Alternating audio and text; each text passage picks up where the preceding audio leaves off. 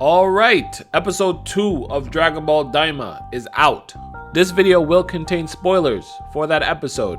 I see some people saying in the comments that that's obvious, but trust me, if I don't say that, a lot of people get upset. This episode is called Glorio, and that's because the character Glorio is introduced towards the end of the episode, but a lot happens before we get there. A lot of new stuff even before the episode started, because this is also the first episode where we got the new intro and the outro, by the way, for the series. So let's start there. The intro gives away a lot. There were a couple new characters introduced in the intro that kind of give away where some of the series is going. One of them is on your screen right now. Obviously in the front, we have the two Kais and King Goma, but in the back we have the previous Demon King Deborah, and next to him, this is a character that we've never seen before, but I'm guessing this is Deborah's father, Abra, who was the previous Demon King. They mentioned him in episode 1, and whether it's through flashbacks or maybe he gets wished back with the Dragon Balls, who knows? It seems like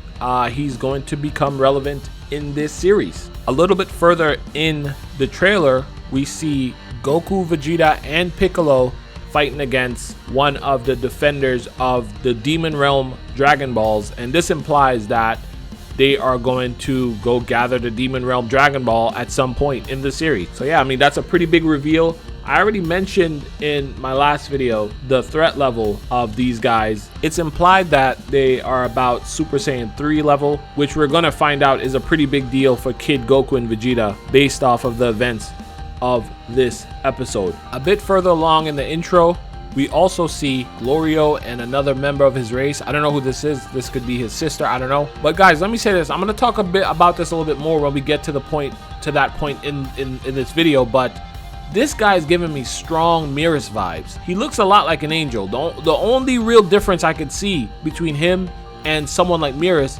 are the pointy ears. He even uses a gun. I'm guessing this is a laser gun like Mirror's did. I don't know. I'm not saying this guy's an angel, but it feels like he's related to them in some way. Yeah, the only major difference between him and a character like Mirror's, to me, are the pointy ears. They look pretty much the same to me. I won't be surprised if later on this guy rips off the points off of his ears and it turns out he was another trainee angel in disguise, or someone who's given intel to the angels. I'm just saying, all right? I'm just saying. There was also a bunch of other cool stuff like this Minotaur that we know it's going to come into play later on, but we'll leave that for now. I've heard some people saying they don't like the intro song. I really don't see what there is to dislike about it. I mean, everyone is entitled to their own opinion, but I like the song, especially the chorus. Not that anyone is going to care, but I have a 2-year-old daughter, and she's never seen anime. She watches like Coco Melon and stuff like that on YouTube. But while we were watching this intro, she starts dancing and trying to sing along. Like, this episode of Dragon Ball Daima was the first anime we've watched together, and she enjoyed the intro. She sat through most of the entire episode with me and was like fully committed to what was going on the screen. So that probably made me a little bit biased towards the song, but you know what? Okay, let's get into the episode. I'm just rambling. Episode 2 picks up right where episode 1 left off. King Goma just made his wish, and everyone turned back into kids. The new catch, though, is that King Goma doesn't get 3 wishes. He only gets 1 because this is his first time using the Dragon Balls. And apparently the 3-wish perk, it's only for people who have a subscription package in the Dragon Ball universe. That's obviously new. That's new lore that's never been said before anywhere. So it's also being done because they didn't want to make King Goma too powerful too quickly. And I mentioned this in my previous video as well. The last video I uploaded on my channel is called Namekians or Demons. In that video, I go through the current implied power level of King Goma and a few other people. So if you haven't seen it, you should go check it out. But as of right now, King Goma is somewhere between a Super Saiyan to Super Saiyan 2 level threat. And when he eventually gets that eye, they're calling it the Terragon Oculus, he's going to become a problem. And they pretty much said that here. He said if he knew he was only going to get 1 wish from the dragon, he would have wished for the eye instead. That means he thinks that if he got the eye, he would be able to deal with adult Goku, Vegeta, etc. Because he thinks acquiring that eye is more important then turning them back into kids. And he's turning them back into kids because he was afraid that they would invade the demon realm. So think about that for a second. This eye isn't a trivial thing. It's going to be a major power up for him when he acquires it. The show didn't want that to happen too quickly, so they only gave him one wish.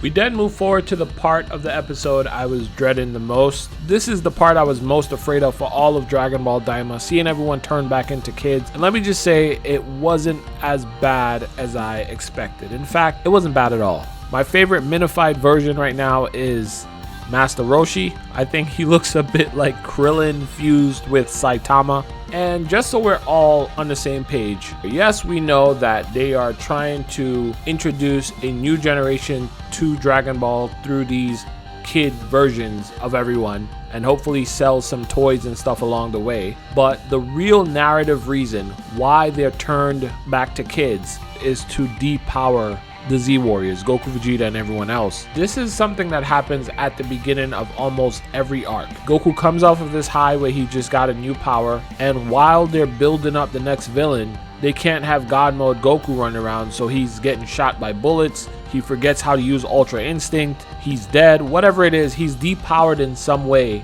so that the villain gets more time to build up and appear as more of a threat. In this case, them being turned back into kids to depower Goku and the Z Warriors, I think it works, and I think this is probably the most thought they've ever put into this depowering section of the typical Dragon Ball arc. Because yes, now that they're kids, they're having trouble controlling their ki, they can barely fly, and they need to retrain to adapt to their new bodies. So that's going to explain them not being able to fight at full power throughout the arc.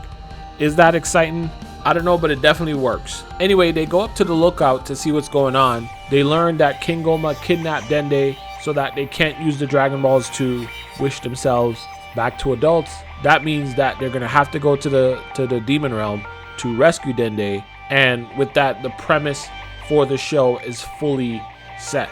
A couple interesting things happen while they're at the lookout. One, Piccolo knows way more about the demon realm than I expected him to. He said Namekians were there way before he was born, but I'm guessing he knows that information from his fusion with Kami or Nail, because there's no way for Piccolo to know that stuff on his own, as far as I know. Another interesting thing happened. Shin, the Supreme Kai, pretty much straight up says that he came from the demon world on a ship, so he was not born in the overworld. I don't know if this now confirms that all Kais were born in the demon world. And by that I mean their race didn't just originate there and move to the overworld a long time ago. Like, the current Kais were born in the demon realm and took ships or migrated in some way to the overworld. This is a pretty big deal. He sends Kibito to go get the ship that he arrived to the overworld in. Kibito uses instant transmission to go to the world of the Kais and get the ship, and the ship is unfortunately too old. Goku suggests that they should have Bulma work on it, and Bulma says she needs 10 days to fix it. The bit with the Kai and Piccolo, it's not exactly a retcon yet, but we're getting pretty close. It's definitely a big deal for Dragon Ball lore that all the Kais who are linked with the God of Destructions that are being monitored by the angels come from the demon realm. Anyway, after this we get a 2-day time skip. Goku has been training, he's learning to control his kid body a little bit more. He decides he wants to retrieve his power pole. He finds out that Master Roshi has it, so he goes there, gets it, and comes back to the lookout to show it off. Right when they're having dinner, a new ship appears in the sky.